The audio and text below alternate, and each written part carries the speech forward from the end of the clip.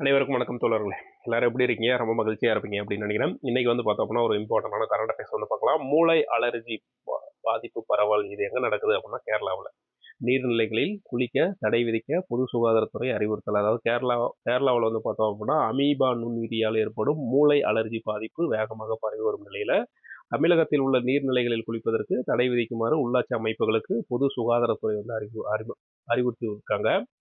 அசுத்தமான தண்ணீரில் உள்ள அமீபா மூலம் உருவாகும் என்செஃபலிட்டிஸ் எனப்படும் மூளை அலர்ஜி பாதிப்பு கேரளத்தில் அதிகரிக்குது. என்செஃபலிட்டிஸ் அப்படின்னு சொல்லிட்டு. ஸோ அப்போ அமீபாவால் என்ன நோய் ஏற்படுது? என்செஃபலிட்டிஸ் அப்படின்ற நோய் ஏற்படுது. அந்த நோய் யாரால் ஏற்படுது? அமீபாவால் தான் ஏற்படுது. அது என்னது? மூளை அலர்ஜி நோய் அப்படின்னு சொல்றாங்க. ஓகேங்களா? இதுவரை பலர் அதற்கு உயிரிழந்ததாகவும் செய்திகள் வெளியாயிருக்கு. சுகாதாரமற்ற தண்ணீரில் குளிக்கும்போது சுவாச பாதை வழியாக ஊடுருவி செல்லும் அந்த வகை அமீபா நேரடியாக மூளையில போய் ஒரு வீக்கத்தை ஏற்படுத்துது. வீக்கம் ஏற்படுறதுனால என்ன ஆகுது? காய்ச்சல், வாந்தி, மயக்கம், தலைவலி, மனக்குழப்பம், பிதற்றல், வலிப்பு போன்ற அறிகுறிகள் இதனால ஏற்படுது. தீவிர சிகிச்சை அளிக்காவிடில் உயிரிழப்பு ஏற்படும் அப்படின்னு சொல்லப்படுது. அண்டை மாநிலங்களை பரவி வரதுனால இந்த அச்சுறுத்தல்கள் காரணமாக டாக்டர் சோமசுந்தரம் உள்ளாட்சி அமைப்புகளுக்கு சில அறிவுறுத்தல்களை வழங்கியிருக்காரு.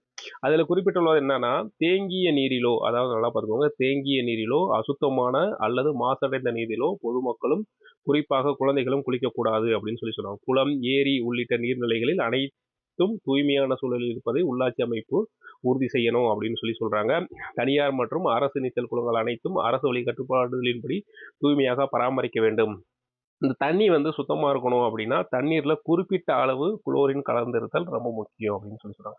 ஆக்சுவலா தேங்கிய நீர்ல தான் இந்த மாதிரி பிரச்சனை வரும். ஆத்துல ஓடுற நீர்ல இந்த மாதிரி பிரச்சனை கிடையாது. எங்கெல்லாம் தண்ணி தேங்கி இருக்கோ அங்க மட்டும்தான் இந்த மாதிரி பிரச்சனை இருக்கும். தண்ணி உள்ளே வராம வெளியும் போகாம ஒரே இடத்துல தேங்கி இருக்கு பார்த்தீங்களா, அந்த மாதிரியான நீர்நிலைகள் தான் குறிக்க கூடாது அப்படின்ற மாதிரி சொல்லியிருக்காங்க.